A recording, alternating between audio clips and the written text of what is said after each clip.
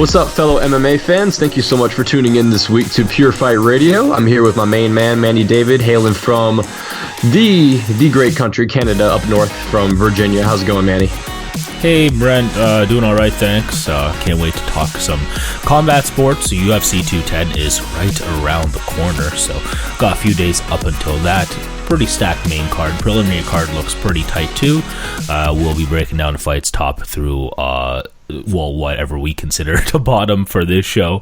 Also, there's another card going on the 8th as well with Bellator 176, which we probably won't touch on just for the sake of time right now, but you have Rafael Carvalho versus Melvin Manhoef in the MMA main event, but there's also Bellator Kickboxing 5 bouts happening featuring people like Giorgio Petrosian and John Wayne Parr. So honestly, you guys should check that out anyway. And to be honest, if I'm pissed off with some UFC 210 bouts, I'm probably switch it on over to there. Yeah, because like, come on, it's. That sounds pretty awesome. Like the main event is MMA and like the rest of it's kickboxing. Is that correct? Yeah, like that's pretty dope. But like, come on, how much MMA can it be in the main event? It's not those guys going at it. So I don't think so. We'll see. Who knows? But let's just say that the only MMA fights for that card are the MMA main card that isn't the main event. Without further ado, though, we might as well jump into UFC 210. Of course, there's a main event happening between Daniel Cormier and Anthony Johnson. So that's going to be a lot of fun, I would say. Hopefully. Who knows? Brent, who do you have and why? This fight I've been flipping back and forth on for quite some time now, ever since the fight was announced. When the fight was first announced, I was like, oh man, Anthony Johnson's about to get that rematch after knocking out 3 dudes in a row. I think he's about to put DC down. I think this is time. And then kind of thinking about it, watching the last fight, DC really did handle him pretty well. DC's got a great chin. And DC has obviously the wrestling advantage. I think he's got a big, at least a decent size advantage on Anthony. Not, of course, a reach and height, but just he was able to take Anthony Johnson down and dominate him on the ground throughout the entire fight in their last bout. Aside from a few flurries on the feet, Anthony Johnson landed a massive overhand right at the beginning of the fight that put Cormier down. And throughout the fight, Anthony Johnson also landed quite a few head kicks. He landed some pretty good shots throughout the fight. But ultimately, he just couldn't put DC away. And not only that, he couldn't stay off of his back. And that was one of the biggest factors in that fight for DC. He was able to really grind Anthony Johnson, put him up against the cage, take him down at will for the most part. Anthony Johnson did land one takedown towards the end, in the beginning of the third round, because, once Cormier initiated the grappling exchange, Johnson decided, what if I can try to get on top and see if I can do anything? And obviously that didn't pan out well. DC took the back fairly easily, had a nice little switch on Johnson, took the back and choked him out in the third round. It was really a beatdown, and a lot of people remember the big overhand right that Johnson landed at the beginning of the fight. But when you really rewatch that fight, it was all DC. DC dominated from the get-go, aside from those few flurries on the feet. And DC didn't do very well on the feet, I gotta say. So in this fight, what's the difference? So this fight happened almost 2 years ago now. It'll be a little bit less than 2 years from when their first fight happened, when Saturday Night comes down. So I've got to look at the last few fights, and DC's had 2 fights since the Johnson bout. Johnson's had 3 fights, and Johnson has been mowing dudes down. He knocked out Jimmy Manua in the second round. He also destroyed Ryan Bader in the first round and knocked out Glover Teixeira in 13 seconds. So he's been rolling through guys. It's basically DC and Johnson at this point in the light heavyweight division. No one else is really contending unless John Jones comes back, or whenever John Jones comes back. DC's last 2 bouts were against Alexander Gustafsson, which was a fantastic bout, back and forth throughout. Cormier was really able to get inside and utilize his dirty boxing skills and also take Gustafsson down here and there throughout the fight. Of course, he had that massive slam against Gustafsson. And then he also defeated Anderson Silva on when he was initially supposed to fight John Jones, of course, at UFC 200. And Anderson Silva stepped up on like a day and a half notice and took the fight. Of course, DC won that fight by unanimous decision. So when I look at this fight, it's really difficult for me to pick because, Anthony's been mowing dudes down, but DC's never been knocked out. He's been rocked a couple times in his career. Of course, Anderson Silva rocked him with the body kick. Alexander Gustafsson rocked him with a knee, and I believe the fourth round of their fight. And of course, Anthony Johnson dropped him in the first round of their fight. But aside from those instances, Cormier really hasn't been close to being finished. Cormier is going to have a wrestling advantage. He's going to have a cardio advantage. I just think the way Anthony Johnson has handled wrestlers aside from DC, he did not handle DC well. In reality, nobody really handles DC's wrestling very well aside from John Jones. It all depends on how he handles the wrestling. And he's handled Ryan Bader very well. He also handled Phil Davis very well. Of course, different wrestlers, different fighters. DC's obviously a better wrestler everywhere in the clinch, freestyle wrestling than both of those guys. With that being said, I think the worst part for Anthony Johnson, his biggest downfall in his last fight, was the fact that as soon as he knocked Cormier down with the big right hand, he got way overzealous and basically went berserker mode every single time he landed a single punch on Daniel Cormier. And Cormier was able to take advantage of that and was able to take Anthony Johnson down when he was striking, and he left himself open. If Anthony Johnson is more calculated and is able to kind of be patient and pick his shots, kind of like he's been doing recently, I think this will be a very good fight for Anthony Johnson. And of course, Anthony Johnson is going to be incredibly dangerous for the first 5 minutes of the fight, for the first 2 rounds of the fight, especially. So if Cormier has trouble getting Johnson down, which if Johnson employs the right game plan, I think DC is going to have some trouble getting him down. So I really do think this is going to be Anthony Johnson's night. I think he's going to get it done. And I'm going to be bold here and say Anthony Johnson actually gets it done likely in the first round, because if it's not going to happen in the first round, I don't think it's going to happen. If Anthony Johnson doesn't get the finish in the first round, I think DC is going to likely either grind out a decision or once again finish him in third, fourth, or fifth rounds as soon as Anthony Johnson deteriorates throughout the fight. Of course, like I said, Cormier has the clear cardio advantage. But I think Anthony Johnson is going to put the lights out in the first round. I think he's going to be patient. He's going to pick his shots. He's going to stay on the outside, avoid takedowns from DC, and he's going to get the job done. I've got Anthony Johnson first round KO. Okay, cool. A part of me disagrees with the, it comes down to DC's wrestling part of it. But I do agree with how Anthony Johnson needs to pick shots versus DC. Anthony Johnson, I want to see a better use of the jab. Basically move away from, the power leg of Daniel Cormier, where he's pushing off for a double or single. So as long as he's able to rotate and pivot and do that, and basically set the precedent early in the first round, I like, Anthony Johnson's chances. Get DC to commit to more lazy takedown attempts, potentially catch him with an uppercut, that kind of thing. Mm-hmm. I don't see Anthony Johnson being able to set the precedent striking wise. Otherwise, he's going to have to beat DC with a combination, because of the fact that we've seen DC get rocked by X amount of single strikes from Anderson Silva, Alexander Gustafsson, Anthony Johnson himself, and that wasn't good enough. And I'm inclined to believe that that's still not good enough. So we need to see jabs up until that happens, or some sort of combination, a body kick, leg kicks maybe, but that might be dangerous because that could get caught. So I'm thinking Anthony Johnson, if he wants to win this fight, is like you said, still has to be a little bit more calculated once he does rock Rumble. I mean, when he does rock DC, maybe have him stand back up, that kind of thing, if that's the case. But right. DC, on paper for me, if Anthony Johnson is 100%, looking back on it, DC is 5'10", 5'11", and he doesn't have a physique to me that should be able to match up well with Anthony Johnson. It's just he has all this experience against bigger guys. which is hard to imagine because Anthony Johnson's a big guy himself.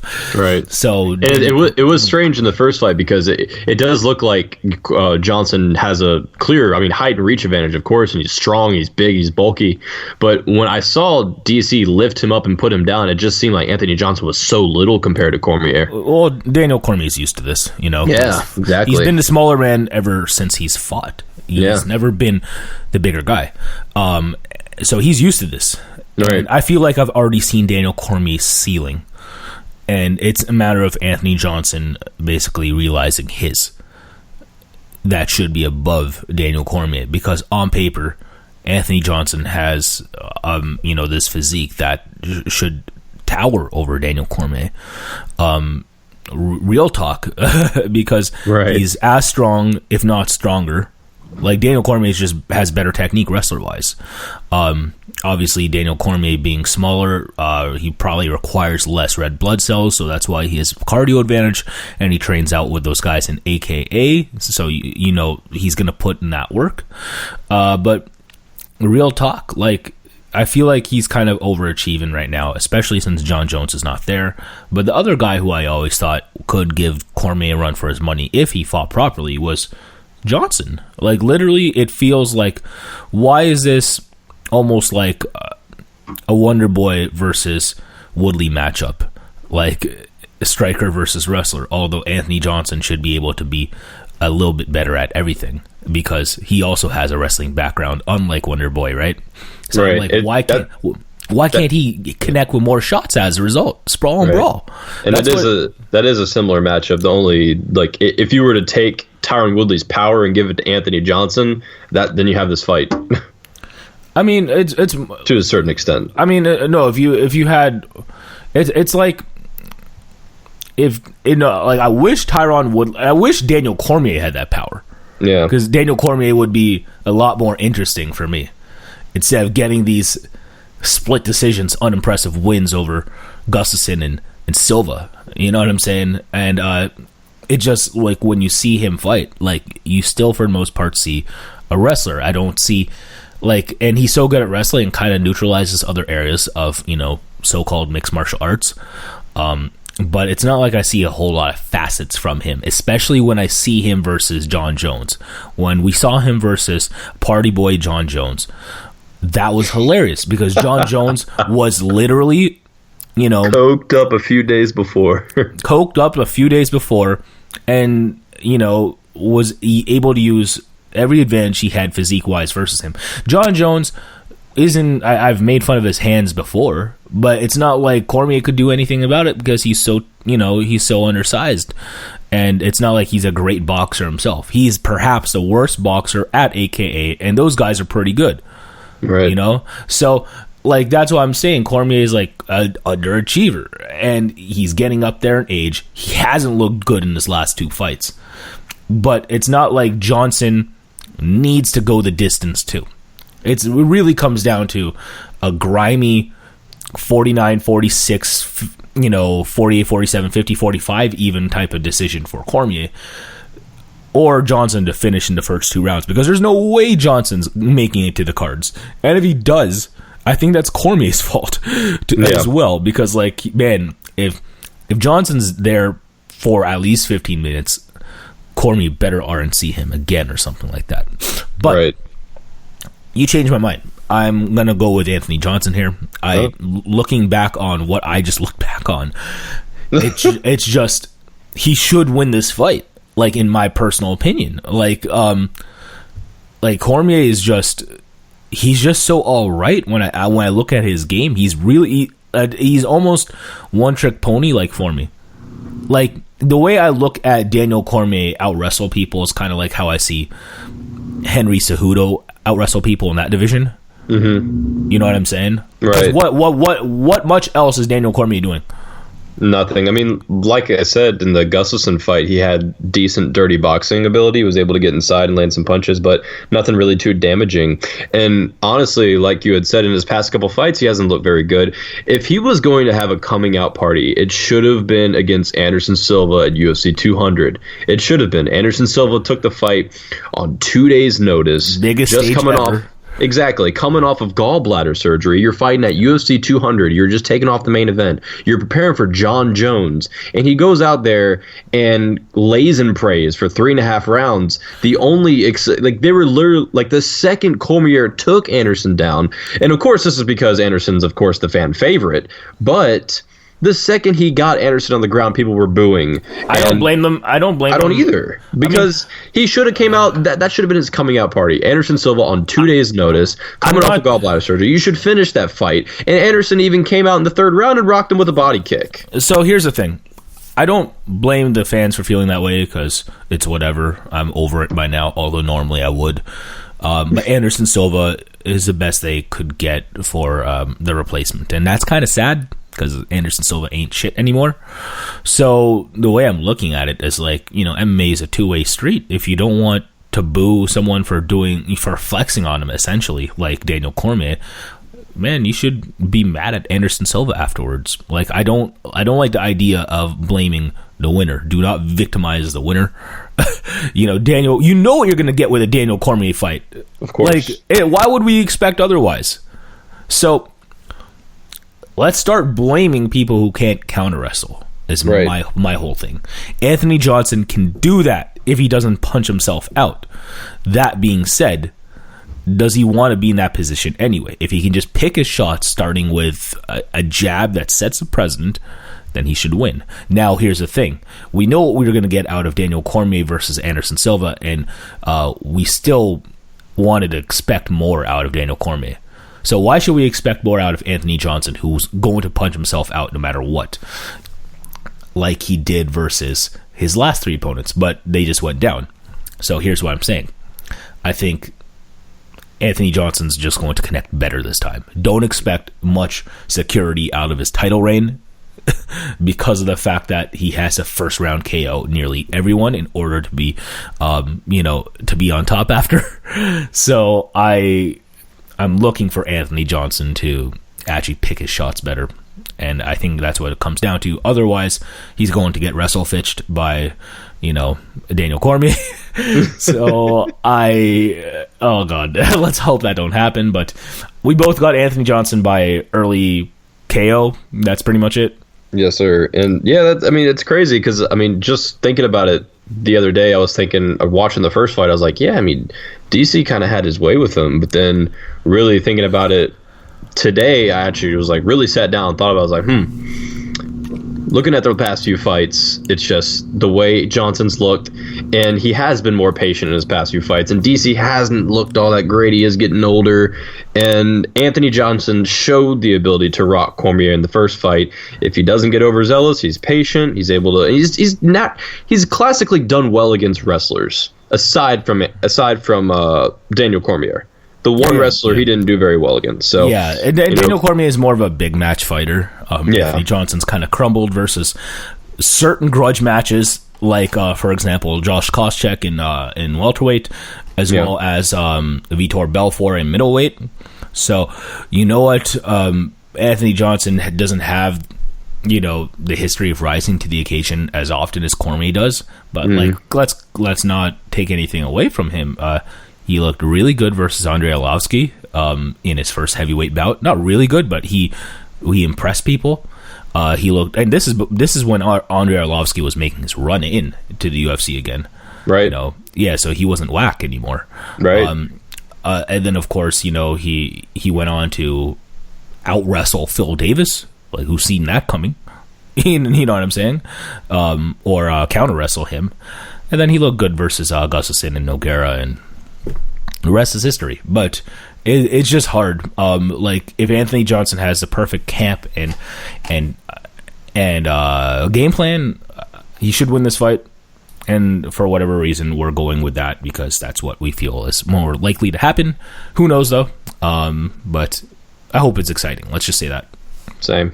All right, middleweight bout between Chris Weidman and Gegard Mousasi. Very important bout in the middleweight division, at least for Mousasi's sake, not so much Weidman, because Mousasi is the one who is on his way up. This would be 5 wins in a row if he wins, and 4 finishes in a row, which would be awesome because Weidman's a former champion. But literally, I can honestly see Weidman losing this bout and hopping over to Bellator because, let's be frank, Weidman versus the top 3-4 in this division right now, like, there's no way. Like, he looks shot as a fighter. Like, Luke Rockhold emasculated him, I felt.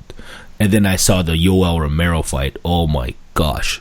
You know, it's not like Chris Weidman's not skilled. He has the skills. Like, he's a decent enough wrestler for MMA, can set up takedowns, and he's a pretty good positional grappler. Striking wise, he's fairly competent. He's not as aggressive as the Romeros, the Rockholds, those kind of fighters, and because of that scares me. But, like, there's a lot of dudes he still beats. Like, he still beats Bisping, but the rest of the top 3, top 4, who knows? But yeah, I don't know. Like, because, like, Weidman, like, I feel like is kind of overachieving now too if he wins. I feel like he beat a Vitor Belfort who is no longer TRT Tour, if you know what I'm saying. Exactly. So, like, I'm looking at this right now. It's weird because it feels like Chris Weidman also got off TRT recently. I'm not saying he was ever on it. It just, why such an adrenaline dump in your last 2 fights in comparison to your undefeated run? No disrespect to Luke Rockhold and Romero, because I obviously think those guys are beasts. But Gegard Mousasi has always been a killer. If he doesn't get taken down, typically he wins. Unless he looks super passive like he did versus Lyoto Machida and Uriah Hall. Those are major piss-offs. But he got his vengeance versus Uriah Hall recently. And as long as this fairly easily. Super easily. And as long as this fight's standing, you can't pick against Mousasi. But if Weidman's going to get a free win, Mousasi's that type of fighter. Because, like you said before the show started, Mousasi can't fight a wrestler who's actually wrestling to save his life unless he can sub him. And Chris Weidman, of course, is a very good positional grappler. So I got Chris Weidman via a boring unanimous decision. I think Weidman's going to do to Mousasi that what Cormier wants to do to Johnson. But, you know, Mousasi's takedown defense and spacing is sometimes very poor because he's so flat-footed. So you got to go Weidman here, 29-28 at least, but that's just me. How about you? No, I completely agree with you. I want to go with Mousasi. He's on a roll. He's got 5 wins in a row now. I think he's got 4 finishes, or 4 wins in a row, 3 finishes or something like that. And he's looked damn good in his past few fights. But, you know, like I said before we started this thing, none of them are against wrestlers. He defeated Uriah Hall, Vitor Belfort, Thiago Santos, and Thales Leites. Thales Leites is a grappler, not a big wrestler. You know, Gegard's looked good, very good recently, and it seems like he's kind of got a, kind of rejuvenated, because it kind of seemed like he wasn't really caring throughout his UFC stint.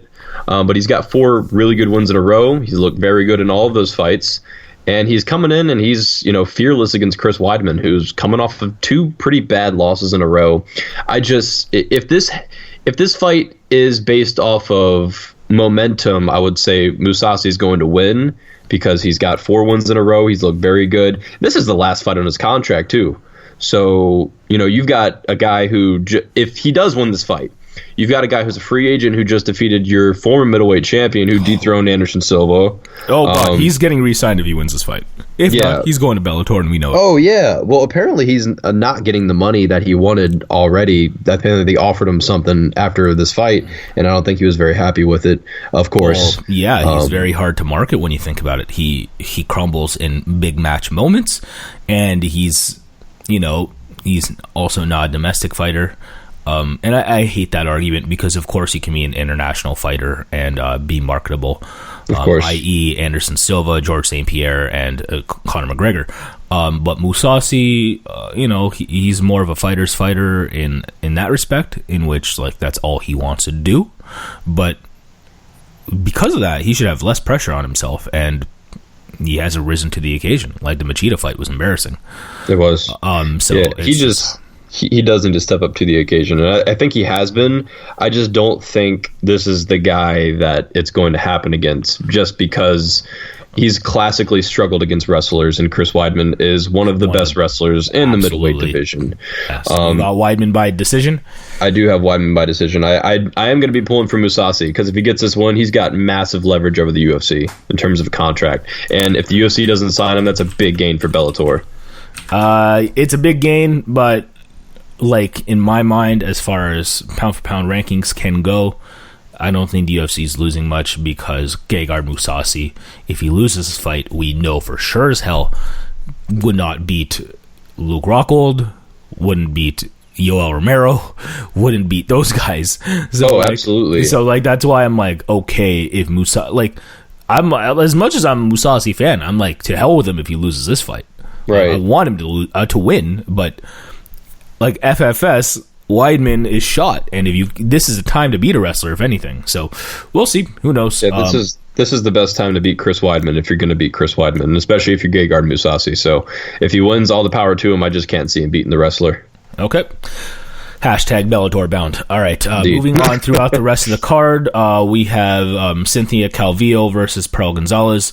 We're going to kind of run through these ASAP. So Cynthia Calvillo, very talented grappler out of Team Alpha Male. It's kind of what she does as far as, top position, that kind of thing. Also from over there too, what's it called? She does have good positional grappling, which is, essential if all you're going to do is essentially take people down. That being said, Pearl Gonzalez is an armbar machine, so you kind of want to watch out for that. Who knows? Stand-up wise, I give the advantage to Calvillo. And that's pretty much it. I'm not sure where it's going to happen, what's going to go down. I can't see this not going to the mat.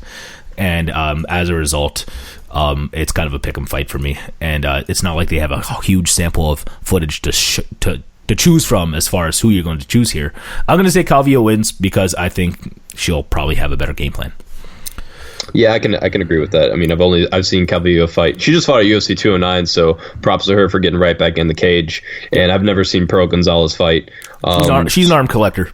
She's an arm collector, so she's the next Ronda Rousey. I'm serious. Like out of her amateur and pro fights, I think only, and she has like, let's see, 1, 2, 3, 4, 5. I saw she was like 6-1, right? 8, 9. She has 9 armbar finishes in 13 career fights.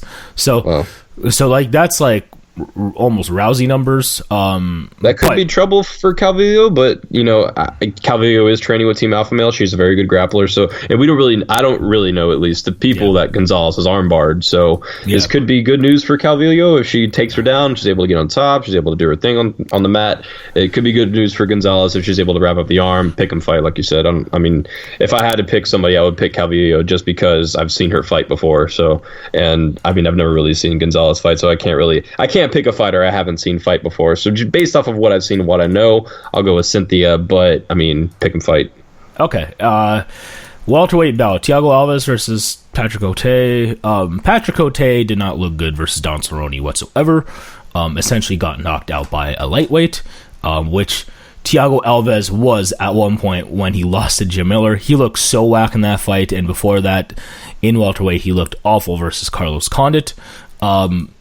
I can't not pick Patrick Cote. As unimpressive as Patrick Cote is a striker himself, and Thiago Alves, who was one of the most feared strikers at welterweight at one point, like what a shell of himself he is now.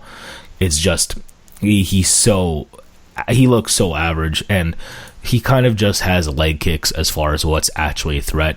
Hands really aren't there anymore. Hasn't knocked out anyone since Jordan Meehan, which was a nasty body kick, but literally I think Patrick Cote is the type of person to walk through that kind of stuff. As crazy as that is, you're going to have to put hands on Patrick Cote if you're going to win, and I don't think Thiago Alves is going to do that. I got Cote via TKO, second or third round, if not a decision, but we'll see. How about you? Yeah, I can agree with that entirely. Cote hasn't looked good, but Alves has really not looked good. He was one of the more, like you said, one of the more feared guys in the welterweight division a few years back. It's just what happened. But yeah, he just, he's gone downhill. He had quite a few injuries from what I understand. And now he looks really small at welterweight, in all honesty. When I saw him even a little while back against Jordan Mean, I mean, he just looked like he belonged at 155, and then he can't make 155, so he's back at 170. Patrick Cote used to fight at 185, wasn't a big 185er. Patrick Cote hasn't looked good recently, but Alves has arguably looked worse. And like you said, when it comes to the hands, that's the only way Patrick Cote is going to be put down, I think. I think he's, like you said, he's probably going to walk through any leg kicks or body kicks.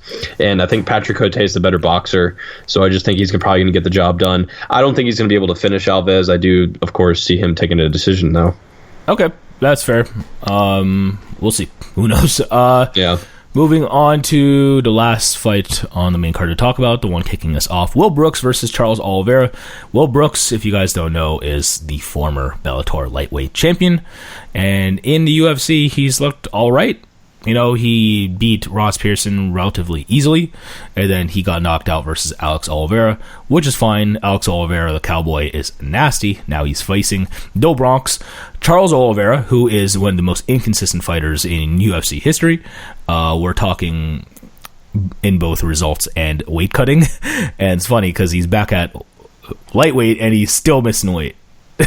So I don't know why that is for Mr. Oliveira. That being said, he got guillotine versus Anthony Pettis and Ricardo Lamas, who, haven't looked good recently themselves. Will Brooks, for the most part, I think, besides running into that combination in his last fight, is still on his way up. I don't see Oliveira finishing Brooks, and that's all I can see him doing. So, yeah, it's just like Will Brooks, American top team talent. Definitely has good freestyle wrestling. He has good takedown defense. It's not like Oliveira's that kind of fighter. Oliveira kind of knocks you down and then submits you. But yeah, I think that Brooks just needs to be sharper and more patient, and he can grind out a decision even if not finish, because Oliveira is, super inconsistent. So I got Brooks, but it's funny because Oliveira has an uncanny ability to finish nearly everyone if he feels like it, but we'll see. Yeah, I think Charles Oliveira is one of the most, like you said, inconsistent fighters in the UFC when it comes to fighting and making weight. He's jumped back and forth between featherweight and lightweight. He's honestly, when I first saw him fight, I thought he was one of the better talents. He still is. Still a great talent. He's just never filled up to his potential, unfortunately. I can't see Will Brooks losing this fight, aside from, like you said, the combination that put him down against Alex Oliveira, who was overweight for the fight, and Alex Oliveira is sick. So I can't really knock Will Brooks too. Yeah, he's pretty sick. I can't knock Will Brooks too much for that. I don't think Charles Oliveira has the power to put Will Brooks out. Definitely not. And the way Oliveira's looked on the ground recently, I don't know. He just seems very passive. He doesn't, so complacent. Exactly. He hasn't looked very good at all recently, and nothing too impressive from Charles Oliveira. And Will Brooks hasn't looked. I mean, obviously, he didn't look great against Oliveira. He got knocked out, but aside from that, he's been on a roll. And like you said, Bellator lightweight champion. I can't see Will Brooks not winning this fight. So I've got to go with Will Brooks with a late finish, probably in the third round via TKO. All right, ill will for the win. So basically, there's other preliminary card bouts. I think the two that actually look good: Miles Jury versus Mike De La Torre, and Patrick Cummins versus Jan Blachowicz. I have Jury winning that fight. I'm not sure about you.